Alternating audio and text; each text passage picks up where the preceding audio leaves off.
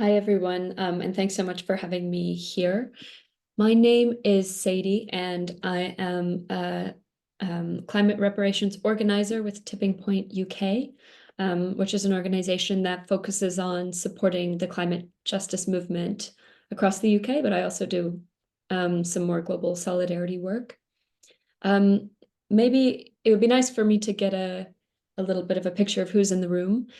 So if you don't mind putting in the chat, maybe where you're joining us from, if you have any kind of organization you represent, and yeah, just kind of share where you're joining from, what brings you here today. Feel free to put that in the chat. And I'm going to share my screen. Got a presentation here.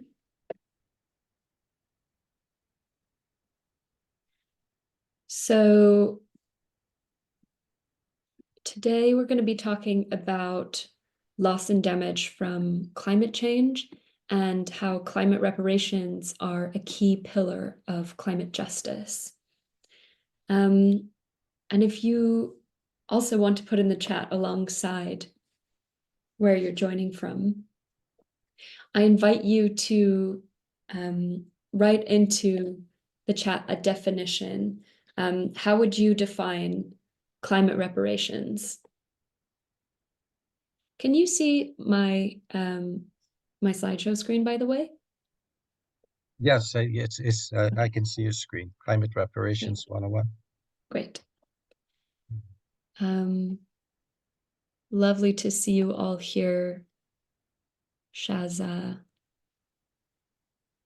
Dr. Okokon, Marcia, Emma, Karen, Jenny, thanks for joining us.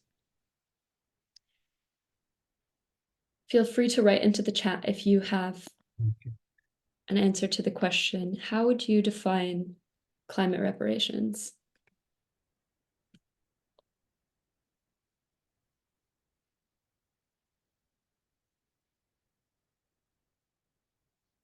And I'll just wait a second for some answers to come in.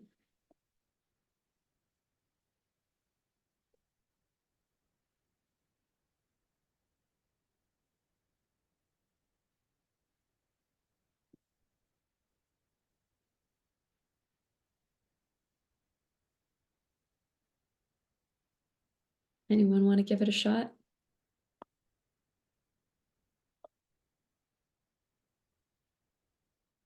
We see ending environmental racism in the diaspora, but also the impact of the global and excesses on the global south.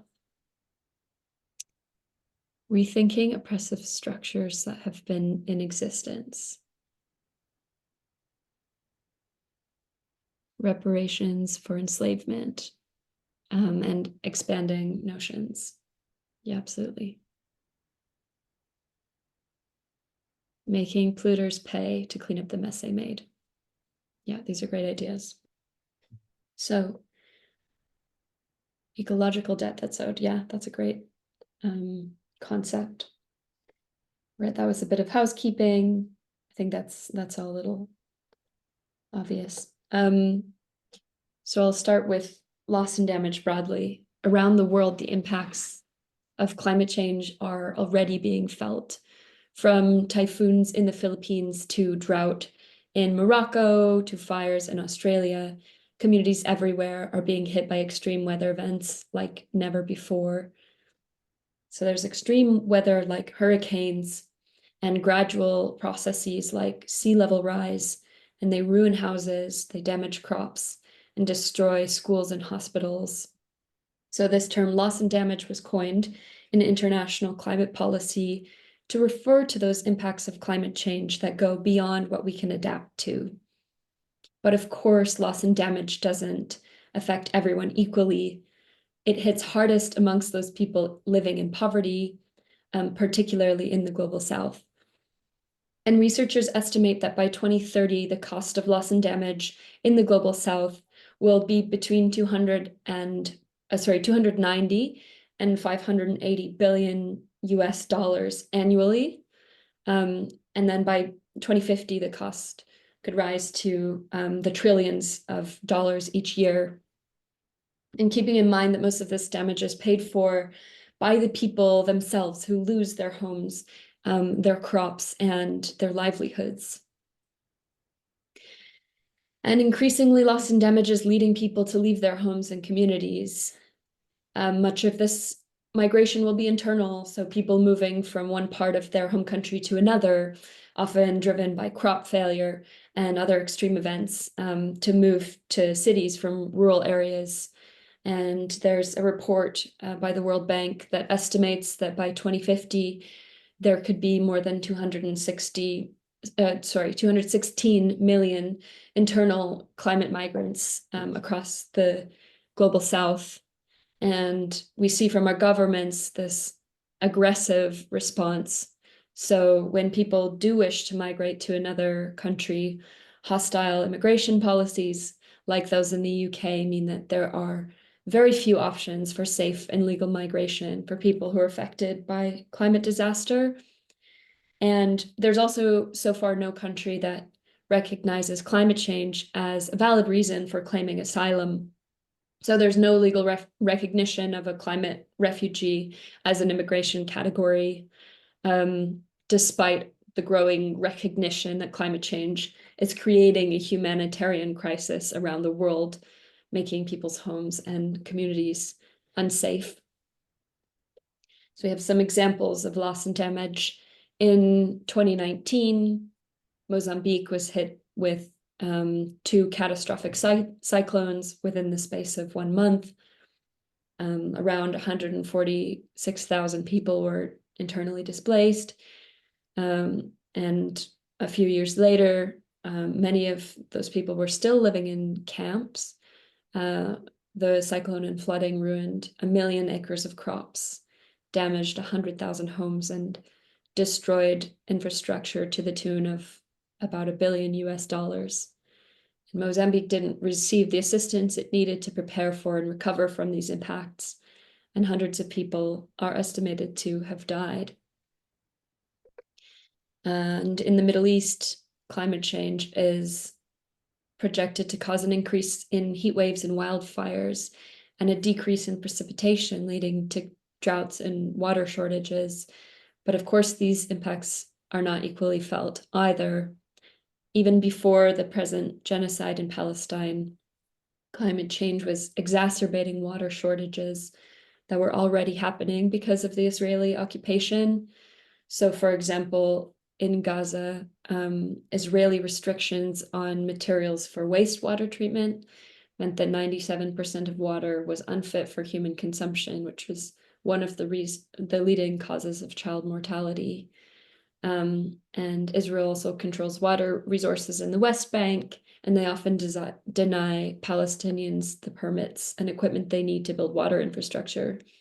So it's important when we're talking about loss and damage that we think not only about how climate change is making things worse, but the existing inequalities driven by racism and colonial policies that lead some people to be more vulnerable than others. And another example is that in 19th century India, British colonizers transformed the agriculture system so that it would move away from subsistence farming toward cash crops that could be exported. And as a result, India suffered a famine that killed 29 million people. There's some research that estimates that Britain gained $45 trillion from the colonial exploitation of India. And now India faces severe impacts of climate change. There's a report by Climate Action Network South Asia that estimates that between 17 and 27 million people could be displaced by climate change in India alone. And this is all while the average person in the UK emits substantially more CO2 than the average person in India. And of course, you will all have been familiar with Hurricane Beryl, one of many hurricanes that is hitting the Caribbean with increasing frequency and intensity. Hurricane Beryl was a Category 5 hurricane that hit in June and July 2024. It was unprecedented as it was the earliest forming Category 5 hurricane to hit the Caribbean on record. It caused 71 deaths, and estimates for damage were around $7.74 billion.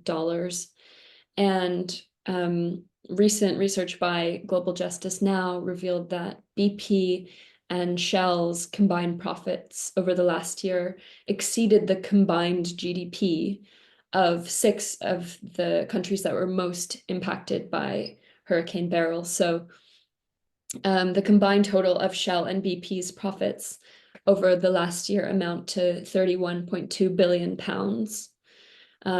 And in contrast, the combined total of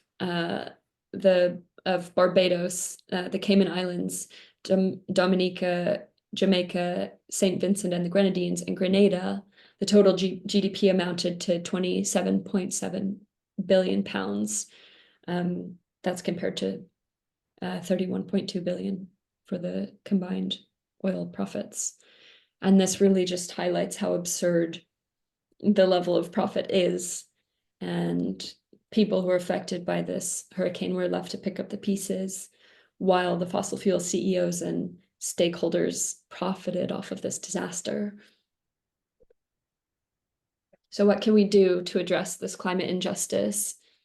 Of course, it's really vital that we continue to fight fossil fuel expansion and other polluting industries. But of course, we know that the climate crisis is happening now, and there's more warming already locked in because of the inaction that we've had on climate change. So I ask, what would it mean to live in a world where we worked to meaningfully repair this harm? And this is where climate reparations comes in. I think you guys seem to have a really good understanding of reparations as a whole, given what you've written in the chat. But I'll just add to this that the UN has a definition of reparations that has 5 conditions that can be met to comprise reparations. The first is a cessation, assurances and guarantees of non-repetition, which means stop perpetrating the harm and don't do it again. Number 2 is restitution and repatriation, which can mean returning things back to the way they were previously, and also refers to the repatriation of sacred objects, of things that have been stolen, of the right to return to one's homeland. Compensation, which is the more straightforward thing to pay for the damages that have been suffered. Satisfaction, which is to apologize to those affected and listen to the needs of people who've been harmed. And rehabilitation, which is to provide support services to help people who've been affected by disasters.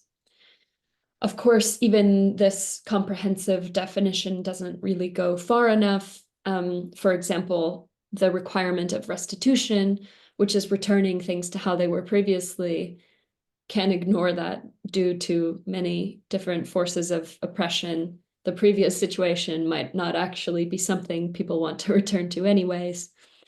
So in our view, reparations has to go beyond apologizing and writing a check. It has to contribute to undoing systems of global injustice and transforming the world. So a meaningful vision of climate reparations requires transforming society so that it more deeply addresses the injustices that are faced by communities around the world, while also addressing the climate crisis. It means dismantling this idea that we have a social hierarchy and that we as humans can dominate nature. Climate reparations can still mean direct compensation to people affected by a disaster. And it should also mean transitioning to a world that meets our full needs equitably.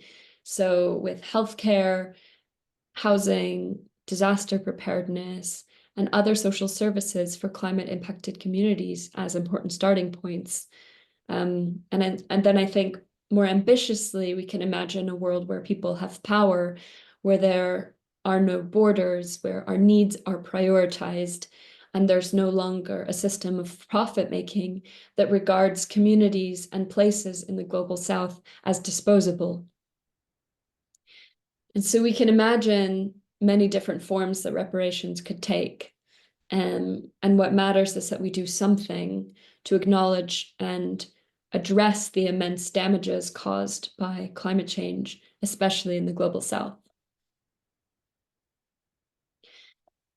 I'll go into a little bit of the background of loss and damage finance. So within the UN climate negotiations, global south countries and climate activists have been fighting for recognition of the loss and damage that is already affecting their communities. Wealthy countries previously pledged to provide 100 billion US dollars of climate finance to countries in the global south each year, half of which is supposed to go to climate mitigation and half toward adaptation.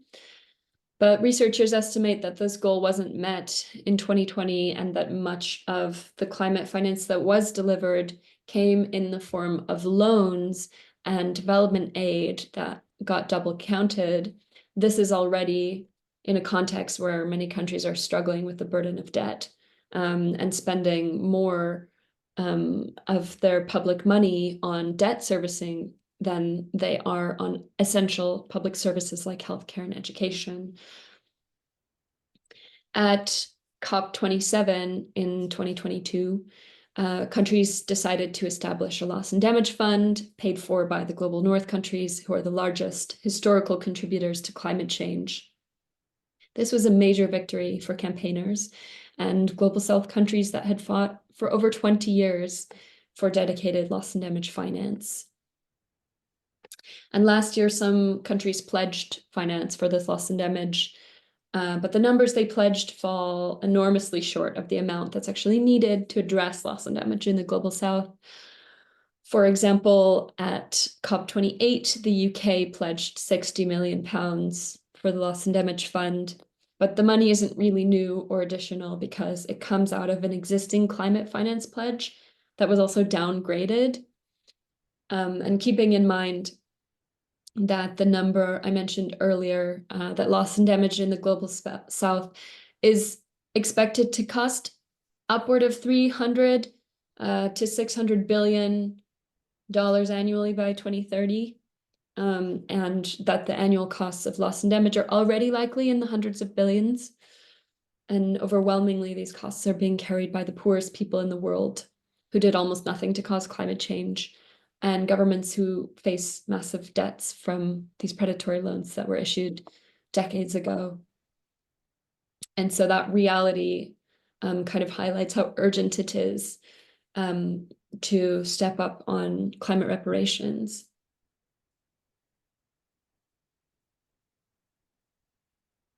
It's also really important to acknowledge that many have been calling for reparations for centuries, as was mentioned at the beginning of this call.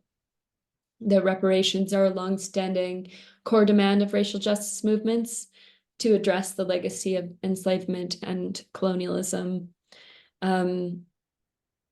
So there are many movements involved in this demand, including in the UK, the Stop the Mangamizi movement, in the US, the Movement for Black Lives, which is really interesting if you wanted to check out. They've written actually a comprehensive set of policy demands that center around reparative justice for communities affected by the legacy of enslavement. And of course, you all will know that CARICOM, the Caribbean Community of Countries, has made a formal demand for reparations from European countries for the history of Indigenous genocide and enslavement. And there are some examples of reparations having been provided. For example, in South Africa, victims of the apartheid, survivors of the apartheid regime were compensated to the tune of around 85 million US dollars, though, of course, this wasn't able to reach the number of people who were affected, nor to adequately compensate them for the injustices that they faced. But I just wanted to emphasize here that climate reparations is not the same demand as reparations for enslavement and colonialism, but is very much a complementary demand. Both are necessary, and the movement for climate reparations has to acknowledge the centuries of work done by the movement for reparations, and see ourselves as allies. Yeah, so I guess now that we've done a little bit of the background of loss and damage and on reparations and climate reparations, I would invite you to envision what a world with climate reparations could look like. So what are some of the examples of where climate reparations could be applied? How can climate reparations reach communities who are affected? And then thinking more broadly than simply direct compensation to a group, what would a reparative justice approach look like to addressing climate change on a societal scale? How, if there was a massive transfer of wealth, how would we ensure that it reaches communities and helps them transform their societies in the way that they want, rather than just reaching governments, which can sometimes be very corrupt? And how can climate reparations consider the harms of colonialism and enslavement, given that those injustices are what paved the way for the world to be so unequal as it is today? And what is the role of the UK and global North governments and people living in those countries to provide climate reparations? At present, the UK and other wealthy governments are not particularly open to providing climate reparations. The struggle is ongoing, but we have a lot of work to do to push forward for our demands. At the Climate Reparations Network in the UK, we're working to build a movement for climate reparations. We have a set of stop and start demands that represent kind of a vision, although I think these could be updated to include an even broader vision, but they include to stop fossil fuel projects, to stop giving public money to polluting industries, to stop hostile migration policies, as well as to start making polluters like coal, oil, and gas companies pay climate reparations, to provide finance for loss and damage, to meet the scale of harms done, to invest in good green jobs and a just transition, to reverse cuts to overseas aid and promote debt relief and cancellation, and to give decision-making power to communities on the front line of health, climate, economic, and social injustice. On the loss and damage side, the Make Polluters Pay Coalition is targeting the UK government to provide loss and damage finance. And there's also international groups fighting on loss and damage, one of which I've been a part of is the Loss and Damage Youth Coalition. But generally, we need more people fighting for climate reparations at all scales, from our local climate action groups to the halls of the UN. And there will likely be more actions and campaigns in favor of climate reparations in the coming years. But we need all movements and politicians and the general public to engage more deeply with this topic if we're going to make progress. And so, yeah, I invite everyone to think about how climate reparations might also be woven into their own demands on whatever campaigns they're doing. Yeah, as noting that it's like an issue that a common thread that runs through many different issues. So I'll leave it there and yeah, open the floor for discussion. Feel free to ask questions or if you wanted to share your own perspectives on what you think climate reparations should look like, I would love to hear that, especially as I'm sure you have lots of thoughts coming from a Caribbean solidarity perspective. Yeah, thanks so much. Thank you. Thank you so much, Sadie, for that presentation. Very wide-reaching and illuminating, I must say. I liked your challenge about how do we link our struggles. We, of course, have been engaged with reparatory justice, not only for enslavement, but also for climate for some time now. And I'm sure we'll find common ground somewhere. Now, the question I'd like to put to you is, we see that many of the activists fighting for climate justice in the UK, some have been arrested for their actions, imprisoned even, and for long prison sentences. Sometimes so being imprisoned for longer than people who are committing more horrible crimes on the streets, and especially, some of the racist attacks happening. I wonder if you can update us on what is happening. I know there is opposition, even from some judges, um, about the treatment of those climate activists, but I'm not sure where it's at the moment. I don't know if there's anything you can tell us about where the struggle is now. Yeah, that's a super live issue, and unfortunately, I've had some colleagues who've been affected by this and imprisoned or are fighting to get their loved ones out of prison. But so under the Tory government, there was a big push to change the law to criminalize protest more in the UK. And this is especially being used to clamp down on climate activists as well as Palestine solidarity activists now. But I think I have been really disappointed that the Labour government hasn't walked back on these laws that were changed that made it possible to give harsher sentences to climate protesters. Like we have one example of someone from I think it was just Stop Oil that was like the 5 people that were imprisoned for 5 years for planning a protest, which actually never went ahead. But the evidence was like used that they were on a Zoom call planning this.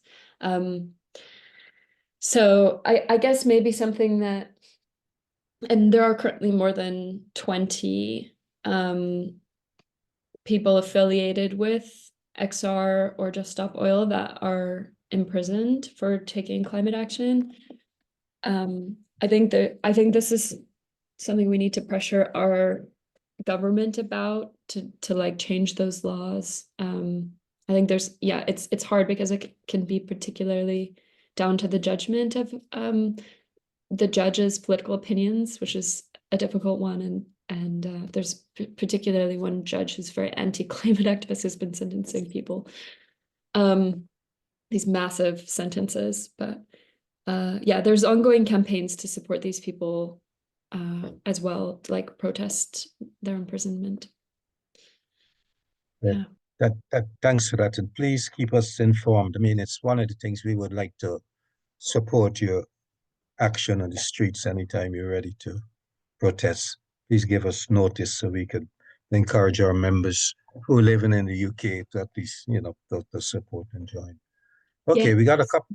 Yeah, thanks. We I got was just going to say that one of my friends is running that campaign, so I can pass some info from her to you if that's helpful.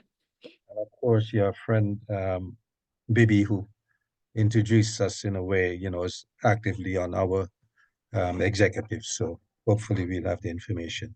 But thank you. I've got a couple of hands up. I think Joseph, Antoine, I think your hand went up first, and then we should have Dr. Enabang Liz to speak after. Joseph, your question? Yeah, are you hearing me, seeing me? Not we seen your hand, but not you. but are you seeing me now? That's better. Okay. Well, thank you very much, sister who presented this morning. If you remember last month, I raised the last meeting we had when we had on reparation. I raised that issue, and it was clearly said that it's not really the same, which I agree, but I think they're intrinsically linked. And I want to ask her, for instance, how do she think the issue of ecological debt feed into the concept of climate reparation?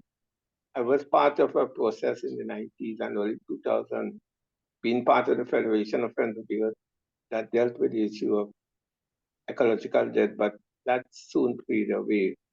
And because ecological debt had a broad concept in terms of what was required, not just money, but restoration and all that kind of stuff. Then a more pertinent question, do you think that a country that talks about the blue economy could justly reconcile itself, still trying to mine fossil fuel? Like in the case of Grenada, where we, for instance, champion small island, but now we have gone into business with a Nigerian oil company to mine some of our carbon, our stuff under this ocean. What kind of advice would you give to such people like the Grenadian government? I will come back with an next question. Okay, thanks, Joseph.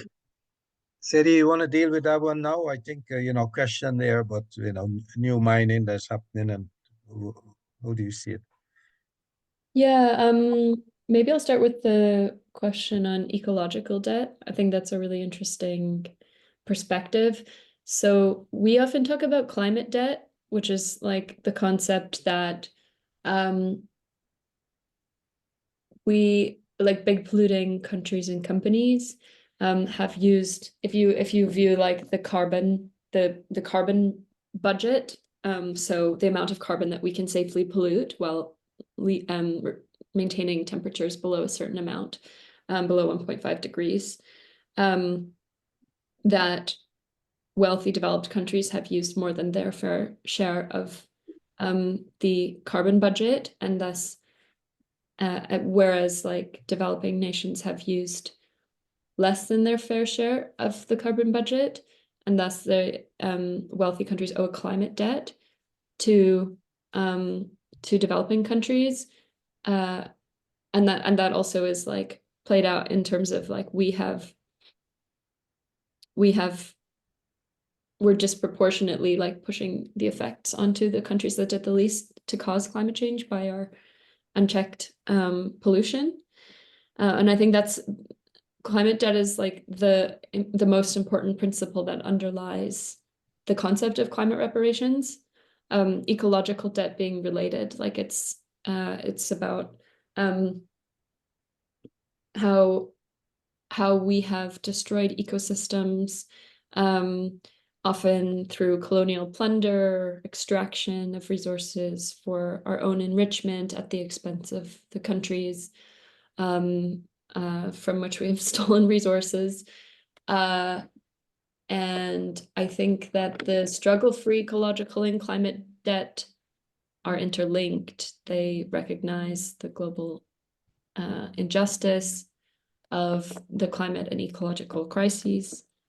And yeah, I generally, maybe I should include it in my presentation. I encourage people to be using this concept. I think sometimes it's a little confusing when you're also talking about literal fiscal debt and you want debt cancellation in order to deal with climate change. That's sometimes those terms can be confused. In terms of blue economy and mining in Grenada, I don't know enough about the situation to be able to comment on it, but I think maybe what you're trying to point to is sometimes the hypocrisy of governments that are claiming to be climate leaders when at the same time they're undertaking extractive processes, destroying ecosystems for the gain of profit. So yeah, solidarity with you and work that you're doing to stand up against exploitation. Right, thank you, thank you. We got another question up. Come in, Liz, Dr. Liz. Good afternoon. Don't know if I look decent enough to go on camera. We can see one of your eyes and you can see an eye. one curl. So we can see an eye and a curl, Hello. but that's all right. Hello. we, Yeah, we know you. Thank you. my hair's in transition. I'm just going through it as we are. We haven't got It's like time. mine. We've got revolutions to fight. We've got no time to be doing our hair. Yeah, Anyway, mine's in transition too, so not the worst. yes, I'm going to go with your style. I think that's the way.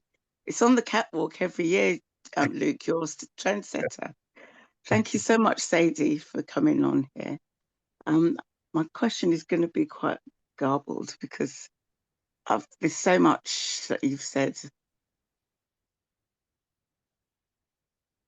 and I've been writing notes. And so one of the first things that that came to mind was I went on the Kill the Bill demo with XR actually. It happened to coincide with the NHS birthday last year or the year before, and a lot of the activists there, because the Kill the Bill, the sort of the police bill that came in 22 years ago, 21, was to stop noisy protests. I thought, well, how are we going to protest if we go around silently? I mean, we do for Grenfell, but you know, most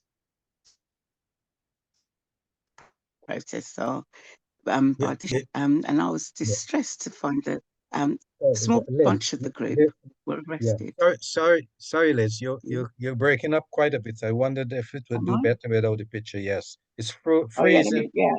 I'll be happy to do without the picture. I'm sure you will too.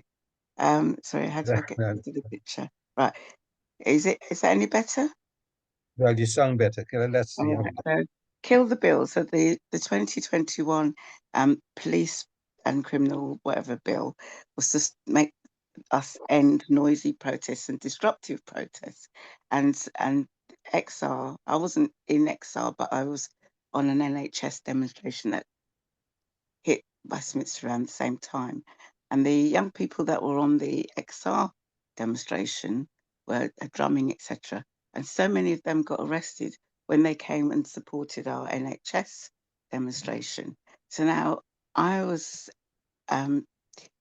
what I noticed was that there's very few Black, Asian, African, Caribbean, ethnic minority people in climate actions.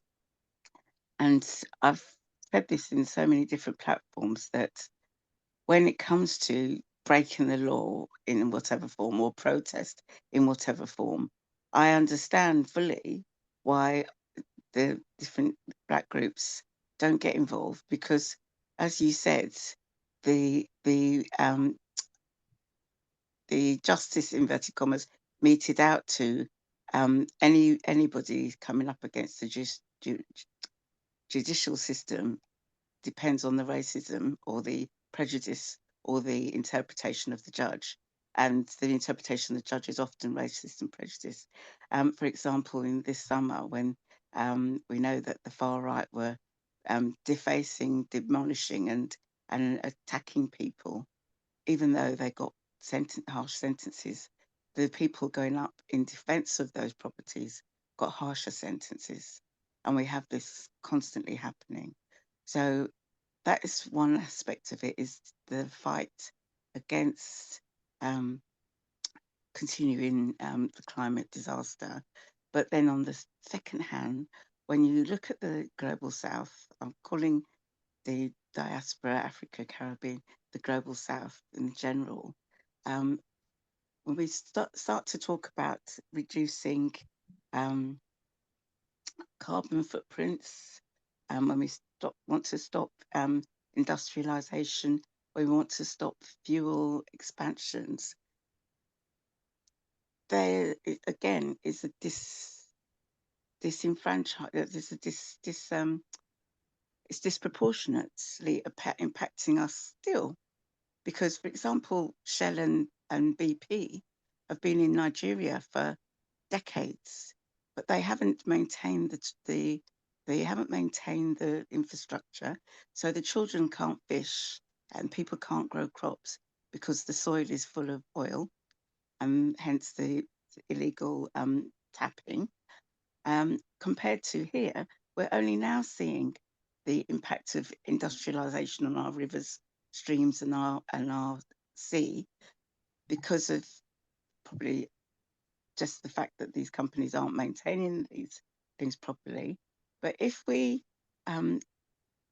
put a global, we must de-industrialize, we must cut down on carbon use, etc., across the globe, it's always going to be the global south being impacted more. For example, far right people will say that, you know, these countries produce so much excess of carbon because they're not scrubbing or whatever their industries.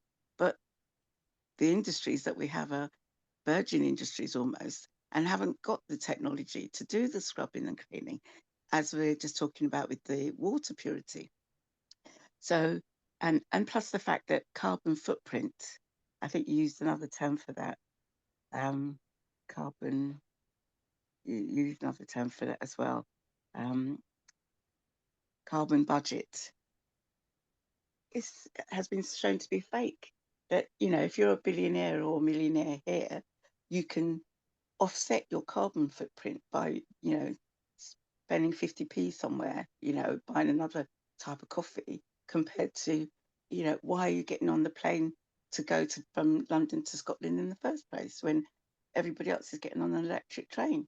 So there's always this inequality between the richest and the poorest are always been further disenfranchised by this the call. And one of the recent things I saw was that South Africa is one of the most industrial parts of Africa, and it's only just been able to get that way post apartheid. And if we stop the industrialization, the richest part of Africa will become one of the poorest parts of the world again. You know, so how do we balance that?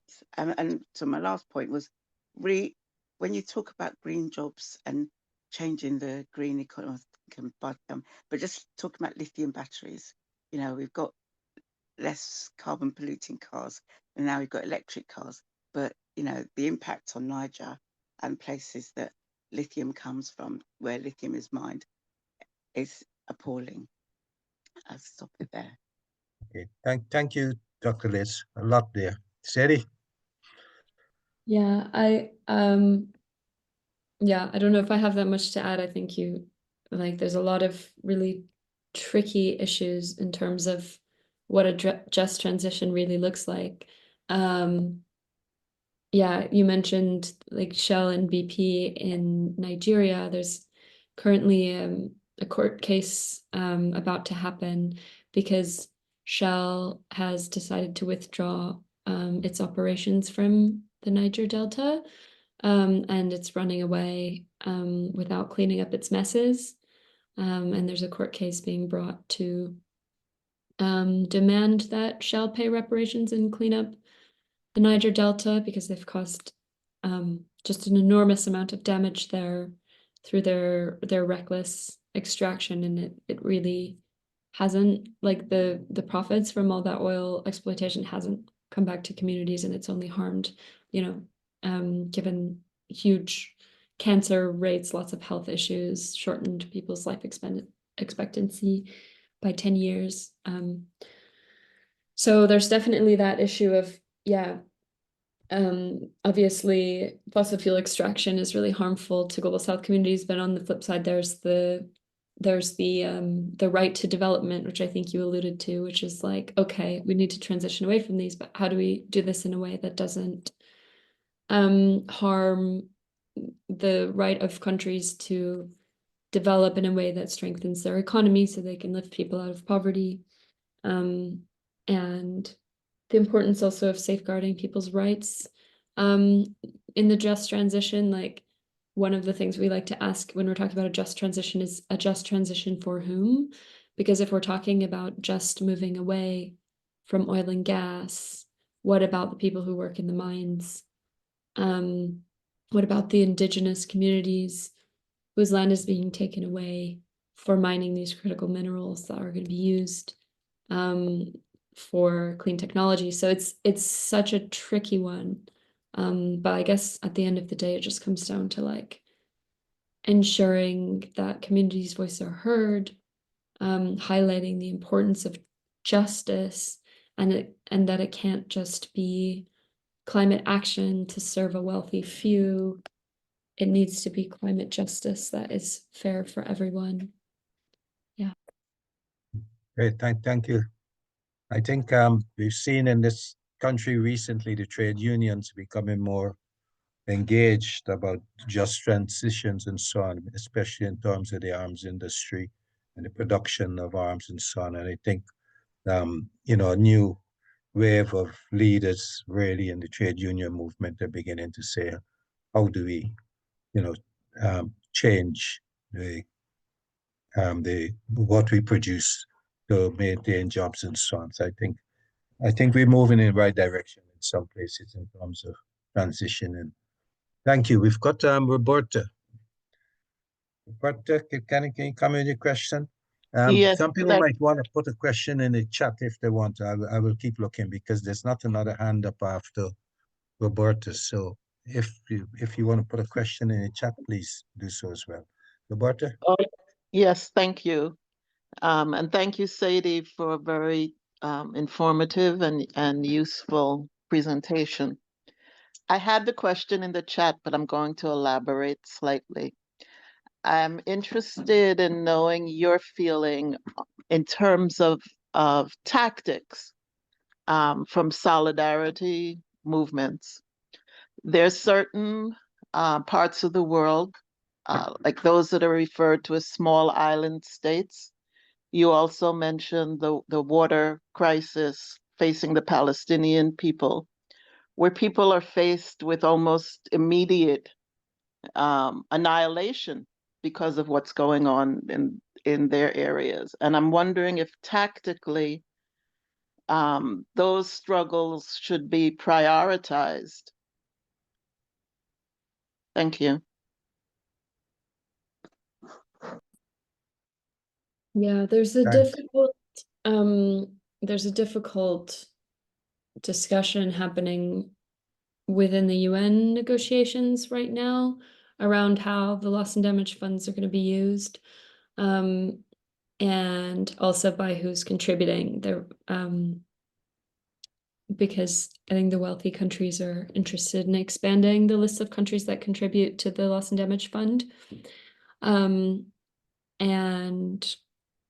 yeah, I think generally, and it's a tricky one because they are arguing using language that says the most impacted countries should be the ones eligible for loss and damage funds.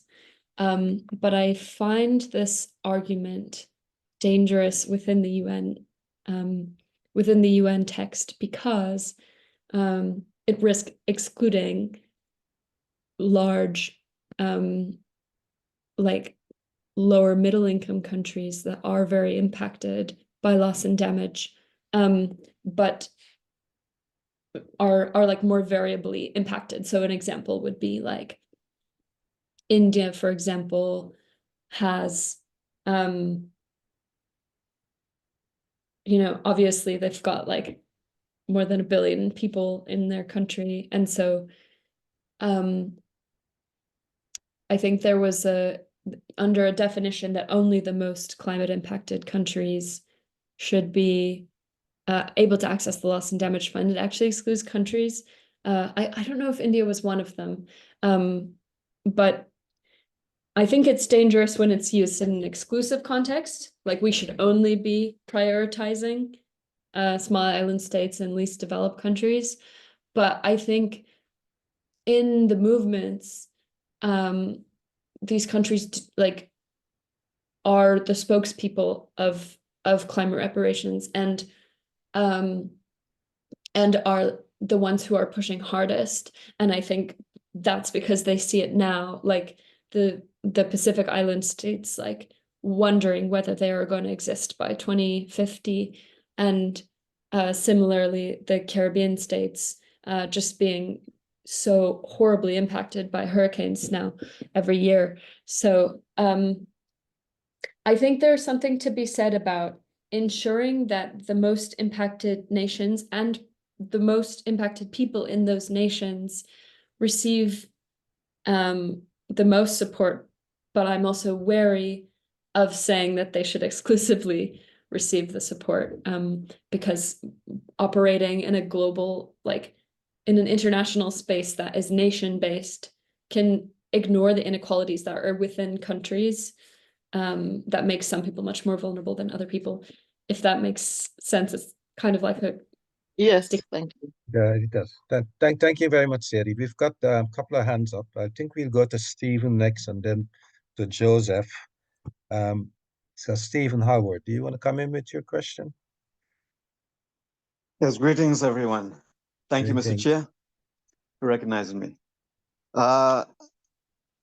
Since I don't know exactly how to pronounce your last name, I'll just say thank you, Sadie, for a fantastic presentation.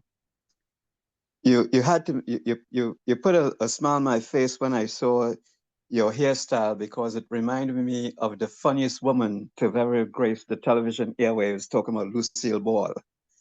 And I just had to smile when I saw your redhead. Of some folks who moved up in our neighborhood a couple of years ago. One of the reasons why they moved is because of the flooding that's taken place in Florida. And what they were saying is there are certain parts in Florida, when you're driving, it's like you're basically driving in a river because the streets are wet. But what's going on around the world with the flooding in Texas and other southern states where you have all these massive hurricanes that's flooding out places, in California you have all the fires and stuff. And now I'm seeing images of the Sahara Desert being flooded. Is it too late to really get climate reparations? And I just like to hear what you think about that. Thank you. Thanks for the I love Lucy comparison. My dad says I remind him of her sometimes. Yeah, on how bad it's already gotten. I think in the past like 5 years, things have gotten substantially worse, and people are like, it's real now. It's not far off as it might have been 10, 15 years ago. And it's not just affecting the global south, like it's hitting all over the world. I mean, we saw in Spain this week. And yeah, obviously there's the difference between wealthier countries having more resources to be able to deal with these impacts, even though they can be just as extreme. I mean, as a climate justice organizer, it's my job to believe that we're not too late. I mean, we have to have hope if we're going to keep going. Obviously, we should have had climate reparations 20 years ago. But you know, the next best thing is today. So I think I actually not that I feel that the situation overall is hopeful, but I find working on this aspect of climate justice hopeful, because while I might not believe that we've done enough to stop climate change from happening, I do believe that we can create better responses to it, and that's in our control. You know, like the way that we strengthen our communities and prepare them to be able to deal with impacts, the way that we build systems that help us recover, the way that people are able to come together and help each other, that gives me hope. And yeah, I think we can't stop beating the drum for this demand. But yeah, thanks for your question. Okay, Joseph, you want to come back?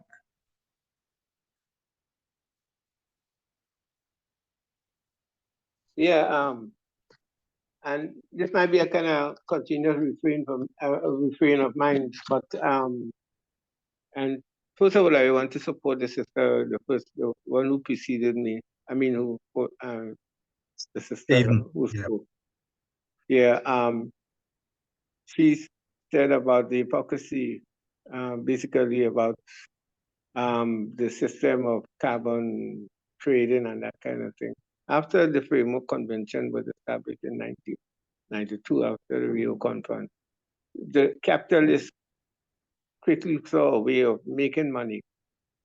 And in due course, they developed what is called the Clean Development Mechanism. Basically, talk about trading carbon and so on, but which was really making money and doing nothing to the climate. And so it has been demonstrated that there's no serious interest in solving the climate issue. Even when from the time the Brundtland report and then the first IPC report and so on, and we have had, I think, 6 today. I mean, nothing has been done. People have been denying the climate issue. What I think is I've been missing too is that the involvement of people who are affected.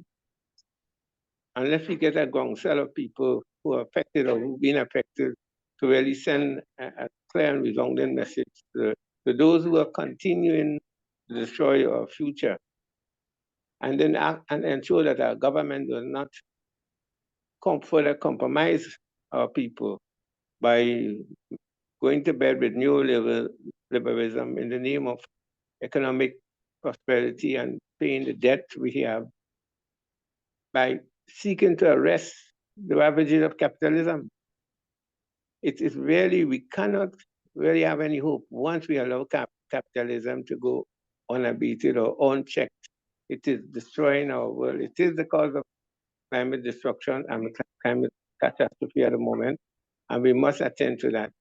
I would say one other thing that is needed is solidarity. All actors have to find a way to unite together, because when we do things in isolation, like I know there's quite a bit of work being done in Europe, but it's not quite linked to work that is happening. I know something that there's this group, that group in East Africa, which I'm connected to now, that BB is in, on what's about happening in South America, in Ecuador. I was in Ecuador a few months ago, and it's devastating there. It makes you want to cry and feel depressed. And all effort by the people there in the Amazon have been frustrated by Exxon, not by Chevron and the United States government and the Ecuadorian government. We need to really connect all the dots and try to ensure that this situation doesn't continue, that even Grenada wouldn't think about going into business with Nigeria about producing more fossil fuels. Thank you very much. Thanks, Joseph. I'm sure Sadie will tell us of some of the victories we've had. There's been some times when our actions have produced some results. So I'm sure we'll hear about some of those.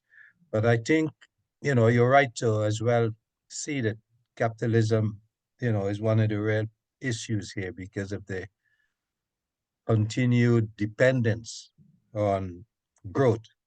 We just think about we've got to keep growing on a finite planet. I don't know where this growth is going to take us.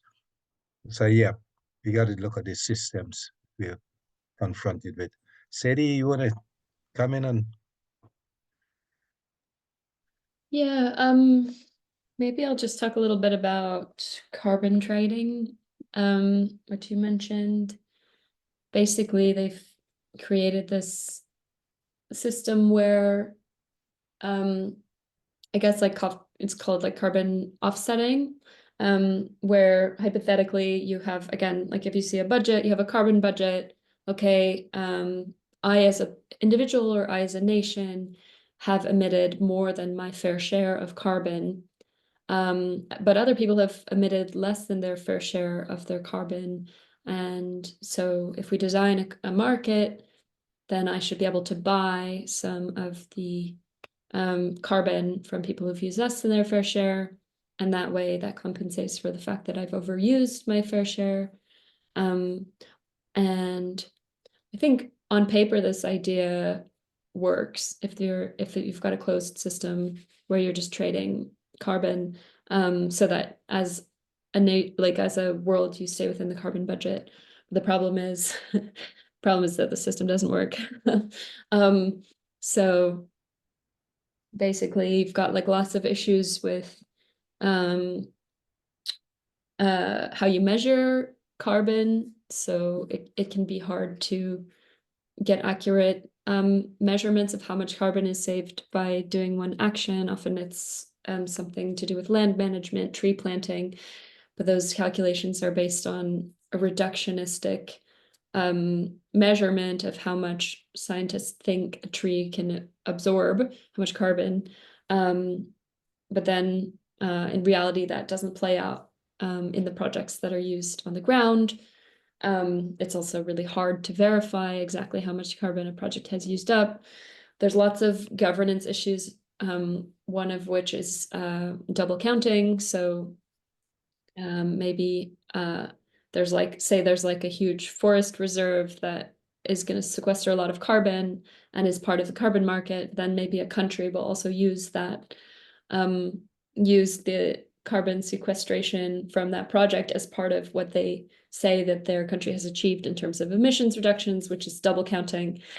There's a lot of issues with how the markets are designed. They have too many credits on the market, which makes it basically meaningless. The credits are too cheap.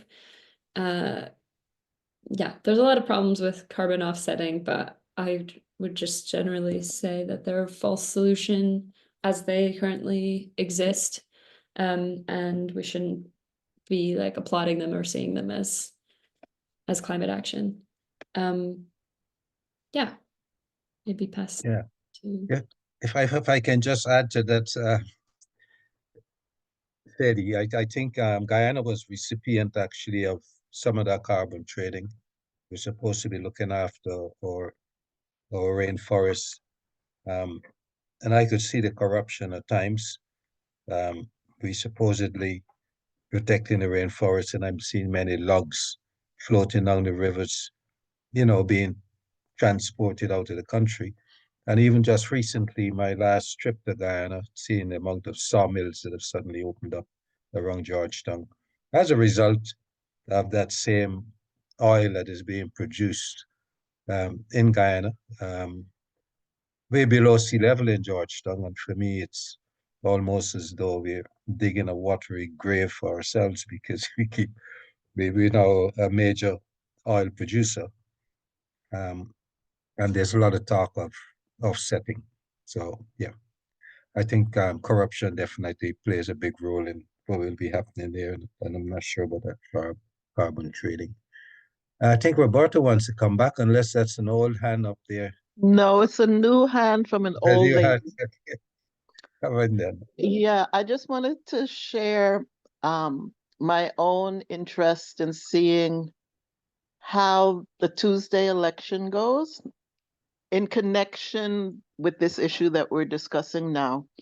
Because this year, just within the last few months, there were two major hurricanes that went through the southeastern United States. And they impacted areas that traditionally, if you could call it a tradition, have been pro-Trump communities. And Trump, as we know, is a major climate change denier. So perhaps this Tuesday is too soon, but perhaps the election 2 years from now, we may see these people in those areas questioning, well, if it doesn't exist, or if it's a Chinese hoax, as Steve put in the chat, right? How come we were impacted, right? How come we're not seeing a remedy to these problems? So I just wanted to link up the election upcoming and with this issue of climate change and the devastation that's being caused. Thank you. Yeah, I think it's pretty amazing from the little bits I've looked. I haven't even seen climate being discussed. They're just concerned with borders and immigration and other issues. The most pressing issue, especially that they've just been experiencing so much floods and hurricane themselves, and also drought and fires. That climate is not on the political agenda in terms of the elections, unless I've missed the discussions. I don't know, Sadie, you want to, I don't know, you might have seen something more. Yeah, I mean, I think we all know that Trump's a disaster in many ways, but yeah, I think it's a situation of people feeling like really left behind and disenfranchised by the mainstream like political apparatus, and then also being like subject to lots of misinformation by the right. But obviously Trump pulled out of the Paris Agreement last time he was president. Not saying that the Biden administration was an amazing climate leader, but they did, you know, pass more climate legislation than any previous administration in the US. And I think there's also something to be said about disaster management. And like, I don't know if folks remember how badly Trump managed the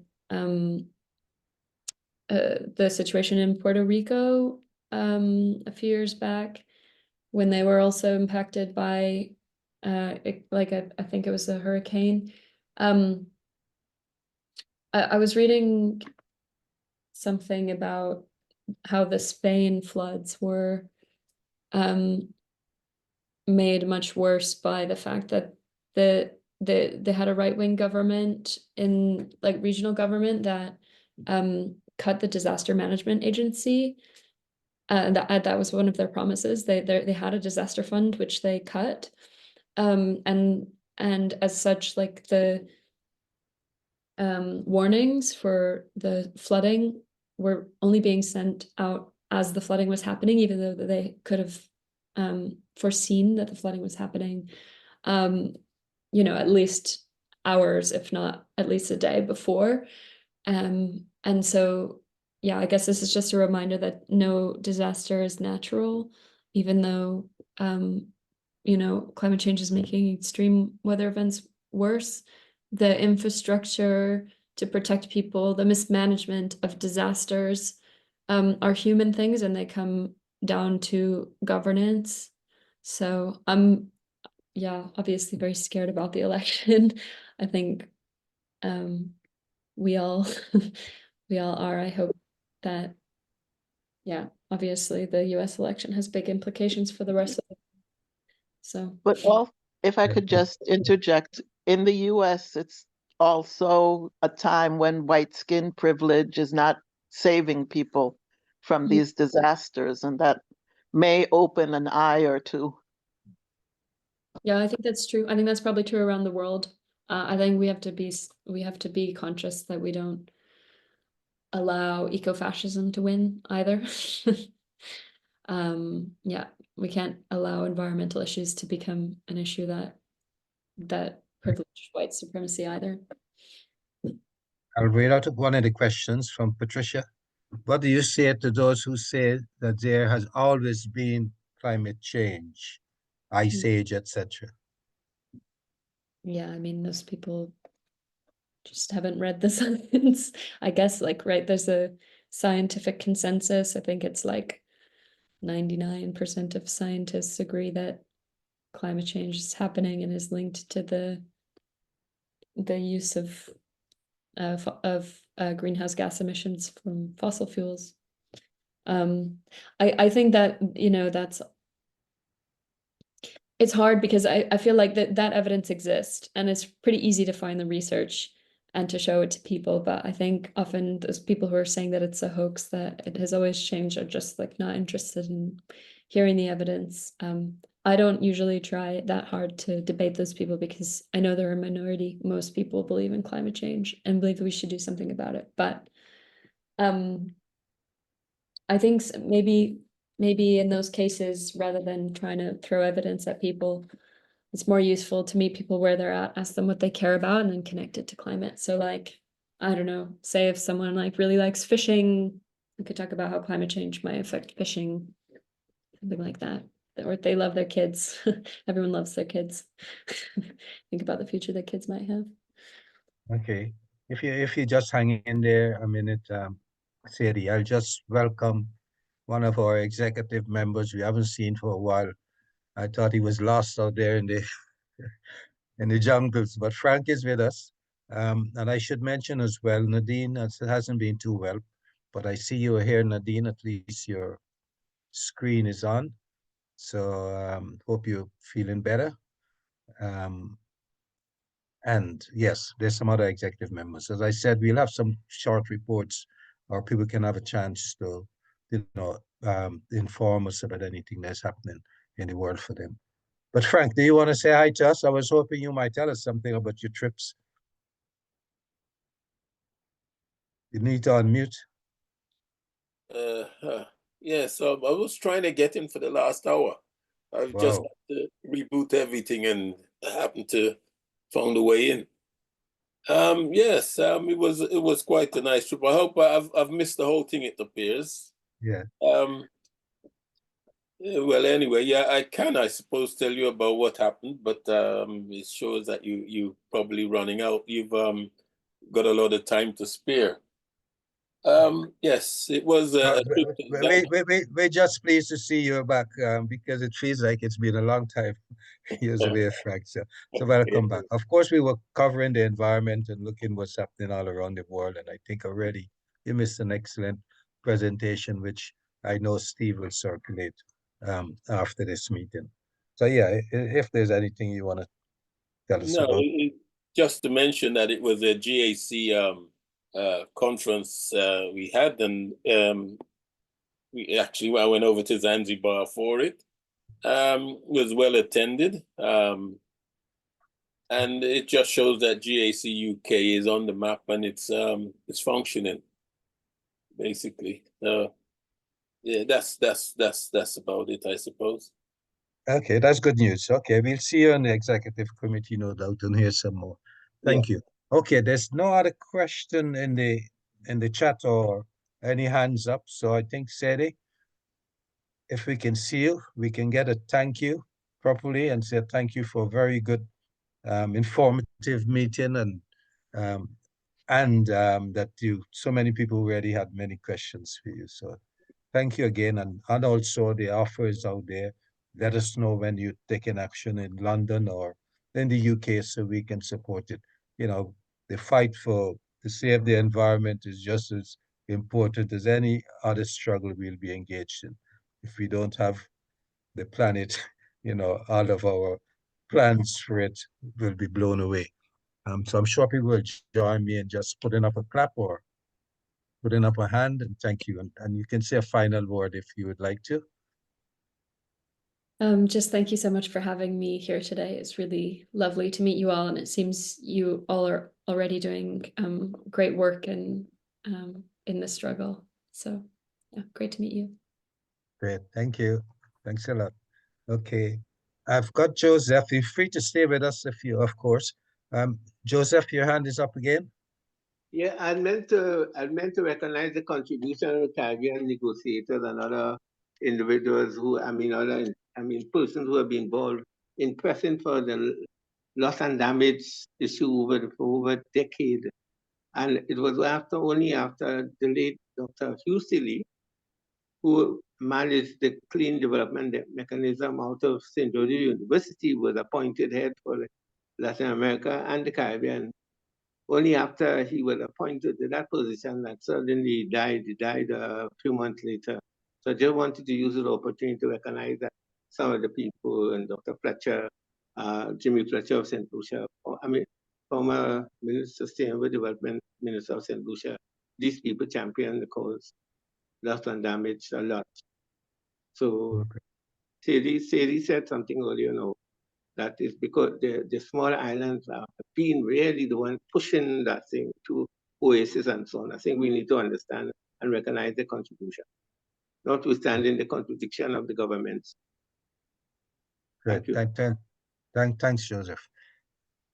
Okay, I think if there's any activities happening, I think you're there, Corbina. I think you've got a Zoom meeting on tonight, which I've registered for. You want to tell us about that, Corbina? Maybe not there. Hi. Oh, yeah. Yes. No. I'm here. How are you? How's Very, very everyone? good. Okay. 45 years ago, the people of Grenada rose up against the brutal Geary dictatorship. And for 4 years, they achieved a tremendous amount. Unfortunately, for reasons still not fully explained, in October 1983, the revolution collapsed. And a few days later, on the 25th of October 1983, the United States used this as a pretext for invading Grenada. I feel very old. I just realized when I did the calculation, 45 years, I was a young spring chicken. Anyhow, why are we rabbiting on about the Grenada Revolution now? Well, there's an old phrase, and I hope I can get it right. And it's something like this: until the lion can write their own story, history will always belong to the hunter. And we wanted to use October of this year as another opportunity of the many, many, many opportunities we've used over the years to put forward Grenada's history and the history of the revolution. Now, there are contentions about what happened leading to the collapse of the revolution.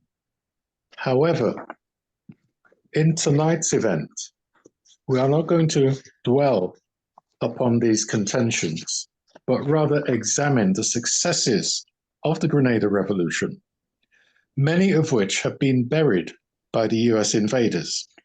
And to do this, what we propose to do is look in the program at the successes of the revolution and its continuing achievements. Some of the programs of the revolution have continued. So, for example, the National Insurance Scheme, which meant that everyone in Grenada, once they reach a certain age, got a pension, still continues. However, if you try to find its genesis, there will be no explanation that the National Insurance Scheme was started by the revolution. And there are other things that have happened. We will look at the collapse of the revolution in October 1983, the US invasion, and the subsequent show trial. But this is not intended to be a doom and gloom fest, but rather learning lessons from those. We also then plan to see what actions we can take now. And we invite people who attend to suggest things that we can use so that progressives in the region, progressives in Grenada, and there are one or two, can take forward some of the lessons of the revolution.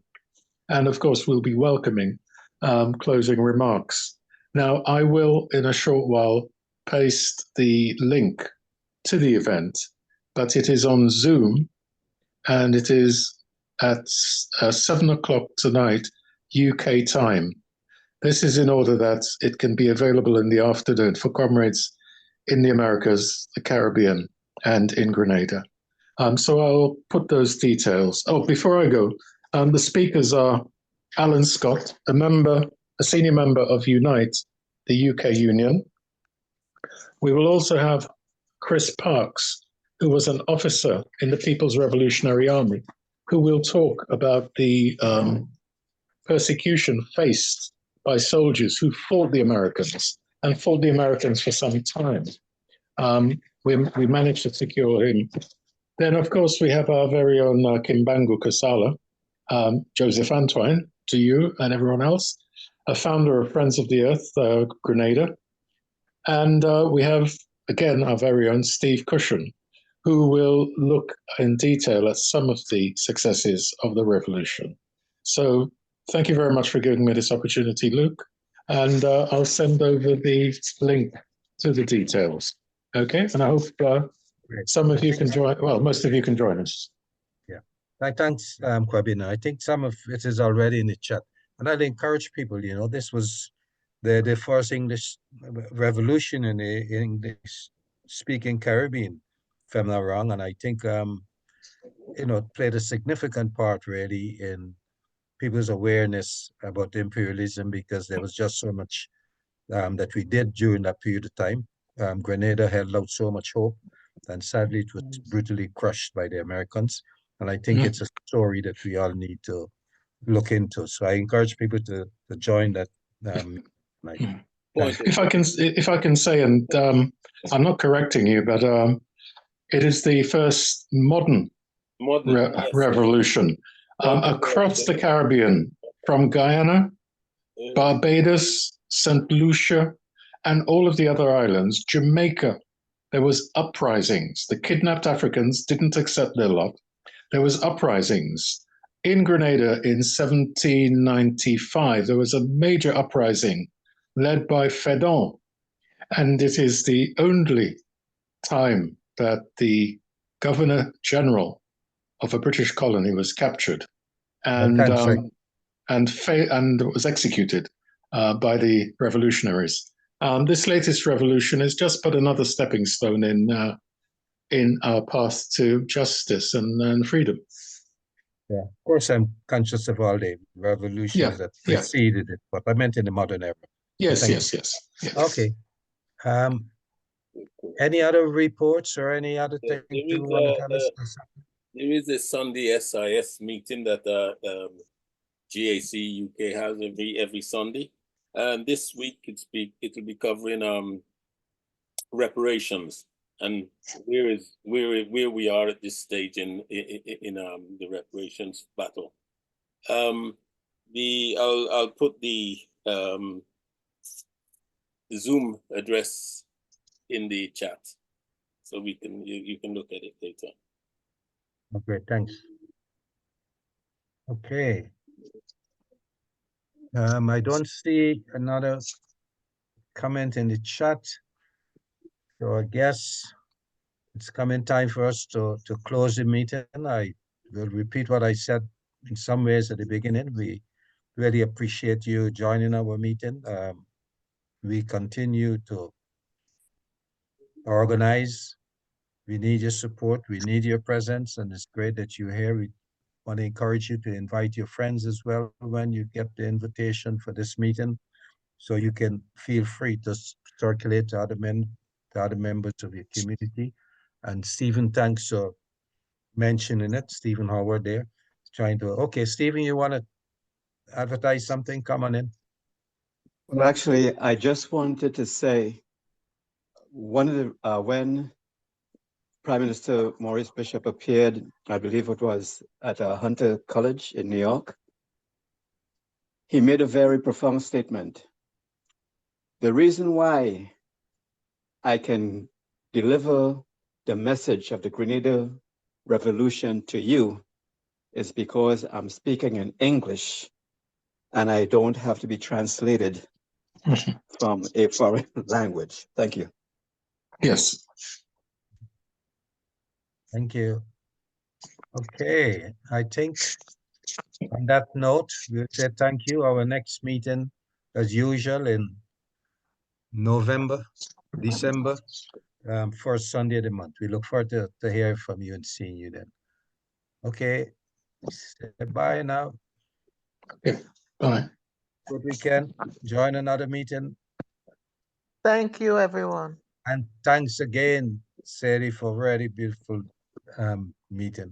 Thank you. Thanks a lot, everyone. All right. See you guys. All right. The executive want to hold on for a bit? We got a few minutes.